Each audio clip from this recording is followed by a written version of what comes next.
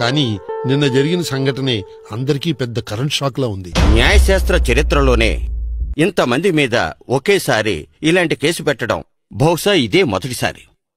అసలు పోలింగ్ ఆఫీసర్ల మీద కూడా కేసు పెట్టడం ఏంటి సార్? ఇదంతా ఒకెత్తైతే అసలు మీ మీద మీరు కేసు వేసుకోవడం ఏంటి సార్? ఇంత ఆదర్శంగా ఉండే మీరు మందు కొట్టి ఓటు వేయడం ఏంటి సార్? నేను దాదాపు జీవితకాలం అవిశ్రాంతంగా శ్రమపడి ఇంక చాలు అని అన్నీ పక్కన పెట్టి హాయిగా విశ్రాంతి తీసుకుందామని నా సొంతూరుకొచ్చి బతుకుతున్నాను.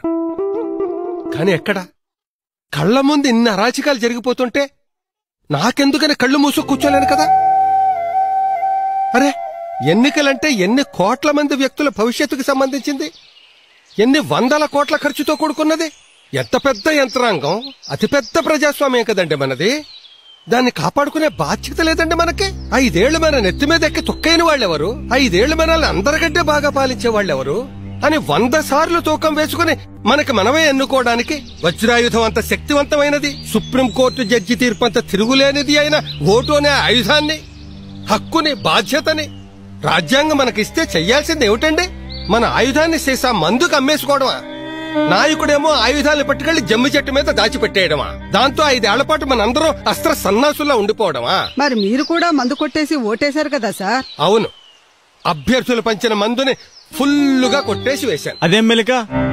మీ మీద మీరే కేసు వేసుకున్నారు, అదేం మెలిక? ఆ మధ్య జరిగిన పంచాయతీ ఎన్నికల్లో మందు కొట్టేసి జనం ఓట్లు వేస్తున్నారంటే మహాప్రభు అని మొరపెట్టుకుంటే సాక్ష్యం ఏది అని అడిగారు. అందుకే ఈసారి నేనే పెద్ద సాక్ష్యం. ఇంతకీ మీరేం చెప్పదలుచుకున్నారు?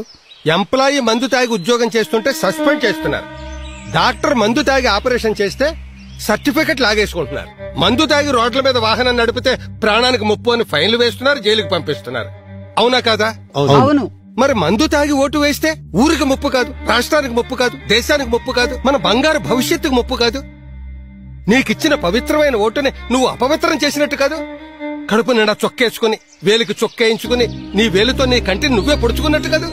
అందుకే సంబంధితులందరి మీద కేసు వేశాను. ఈ నియోజకవర్గంలో ఈ ఎన్నిక చెల్లదు, రీపోలింగ్ జరపాలి అని. అప్పుడైనా బాగా ఆలోచించి ఓటు వేయండి. విలువైన ఓటుని మద్యానికో కరెన్సీ కాగితానికో అమ్ముకోకండి. ఓటుని బాధ్యతగా వెయ్యండి, బానిసగా కాదు.